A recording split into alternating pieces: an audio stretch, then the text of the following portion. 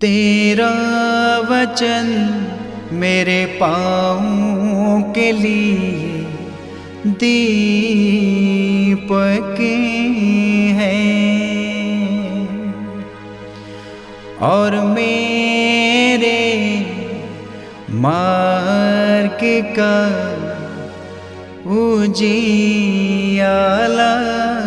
है। तेरा वचन मेरे पाँवों के लिए दीपक है। पहला पाठ प्रेरित चरित अध्याय 1 पद संख्या 1 से 11 तक। हे थियोफिलुस, मैंने अपनी पहली पुस्तक में उन सब बातों का वर्णन किया है जिन्हें यीशु उस दिन तक करते और सिखाते रहे जिस दिन वह स्वर्ग में आरोहित कर लिए गए। इससे पहले यीशु ने अपने प्रेरितों को, जिन्हें उन्होंने स्वयं चुन लिया था, पवित्र आत्मा द्वारा अपना कार्य सौंप दिया। यीशु ने अपने दुख भोग के बाद 40 दिन तक उन प्रेरितों को बहुत से प्रमाण दिए कि वह जीवित थे। वह बार बार उन्हें दिखाई पड़े और उनके साथ ईश्वर के राज्य के विषय में बात करते रहे। यीशु ने प्रेरितों के साथ भोजन करते समय उन्हें आदेश दिया कि वे यरूशलेम से नहीं जाएं, किंतु पिता ने जिस वरदान की प्रतिज्ञा की थी उसी की प्रतीक्षा करते रहें। उन्होंने कहा, मैंने तुम लोगों को उस प्रतिज्ञा के विषय में बता दिया है। यूहन्ना जल का बपतिस्मा देता था, परंतु थोड़े ही दिनों के बाद तुम लोगों को पवित्र आत्मा का बपतिस्मा दिया जाएगा। जब वे यीशु के साथ एकत्र थे तो वे उनसे पूछने लगे, प्रभु, क्या आप इसी इस्राएल का राज्य पुनर्स्थापित करेंगे? ये प्रभु की वाणी है। ईश्वर को धन्यवाद। भजन अनुवाक्य। ईश्वर जयकार के साथ आगे बढ़ता है, वह तुरही के घोष के साथ आगे बढ़ता है। ईश्वर जयकार के साथ आगे बढ़ता है, वह तुरही के घोष के साथ आगे बढ़ता है। समस्त राष्ट्रों, तालियां बजाओ और उल्लासित होकर ईश्वर का जयकार करो, क्योंकि वह प्रभु है, सर्वोच्च है, आराध्य है, वह समस्त पृथ्वी का महान राजा है। अनुवाक्य। ईश्वर जयकार के साथ आगे बढ़ता है, वे तुरही के घोष के साथ आगे बढ़ता है।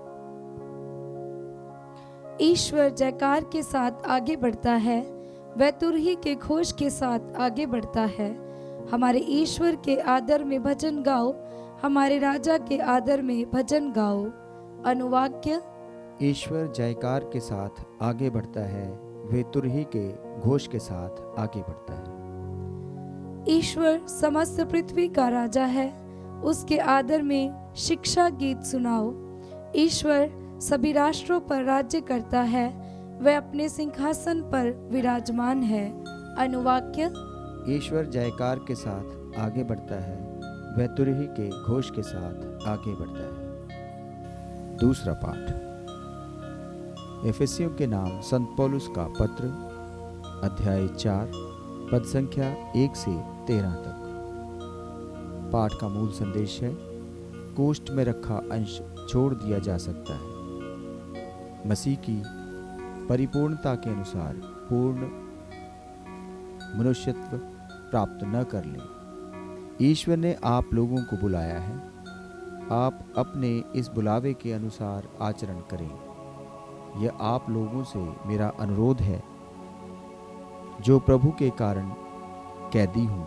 आप पूर्ण रूप से विनम्र, सौम्य तथा सहनशील बने, प्रेम से एक दूसरे को सहन करें और शांति के सूत्र में बंधकर उस एकता को, जिसे पवित्र आत्मा प्रदान करता है, बनाए रखने का प्रयत्न करते रहें। एक ही शरीर है, एक ही आत्मा और एक ही आशा जिसके लिए आप लोग बुलाए गए हैं। एक ही प्रभु है, एक ही विश्वास और एक ही बपतिस्मा। एक ही ईश्वर है जो सबों का पिता, सबके ऊपर, सबके साथ और सब में व्याप्त है। मसीह ने जिस मात्रा में देना चाहा, उसी मात्रा में हम में से प्रत्येक को कृपा प्राप्त हुई है। इसलिए धर्म ग्रंथ कहता है, वह ऊंचाई पर चढ़ा और बंदियों को ले गया। उसने मनुष्यों को दान दिए। वह चढ़ा, इसका अर्थ यह है कि वह पहले पृथ्वी के निचले प्रदेशों में उतरा। जो उतरा वह वही है जो आकाश से भी ऊंचा चढ़ा, जिससे वह सब कुछ परिपूर्ण कर दे। उन्होंने कुछ लोगों को प्रेरित, कुछ को नबी, कुछ को सुसमाचार प्रचारक और कुछ को चरवाहे तथा आचार्य होने का वरदान दिया। इस प्रकार उन्होंने सेवा कार्य के लिए संतों को नियुक्त किया, जिससे मसीह के शरीर का निर्माण उस समय तक होता रहे जब तक हम विश्वास तथा ईश्वर के पुत्र के ज्ञान में एक नहीं हो जाएं और मसीह की परिपूर्णता के अनुसार पूर्ण मनुष्यत्व प्राप्त न कर लें। यह प्रभु की वाणी है। ईश्वर को धन्यवाद। जय घोष। हालेलुया। अनुवाक्य। हालेलुया। प्रभु कहते हैं, तुम लोग जाकर सब राष्ट्रों को शिष्य बना लो, मैं संसार के अंत तक सदा तुम्हारे साथ हूँ। अनुवाक्य। हालेलुया। संत मार्कुस के अनुसार पवित्र सुसमाचार अध्याय 16 पद संख्या 15 से 20।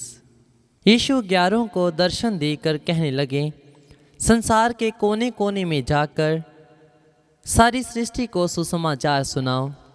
जो विश्वास करेगा और बपतिस्मा ग्रहण करेगा उसे मुक्ति मिलेगी। जो विश्वास नहीं करेगा वह दोषी ठहराया जाएगा। विश्वास करने वाले ये चमत्कार दिखाया करेंगे। वे मेरा नाम लेकर अबदूतों को निकालेंगे, नवीन भाषाएं बोलेंगे और सांपों को उठा लेंगे। यदि वे विष पिएंगे तो उससे उन्हें कोई भी हानि नहीं होगी। वे रोगियों पर हाथ रखेंगे और रोगी स्वस्थ हो जाएंगे। प्रभु यीशु अपने शिष्यों से बातें करने के बाद स्वर्ग में आरोहित कर लिए गए और ईश्वर के दाहिने विराजमान हो गए। शिष्य जाकर स्वतंत्र सुसमाचार का प्रचार करने लगे। प्रभु उनकी सहायता करते रहे और साथ साथ होने वाले चमत्कारों द्वारा उनकी शिक्षा को परिमानित करते रहे। ये प्रभु का पवित्र सुसमाचार है। ख्रीस्त की जय।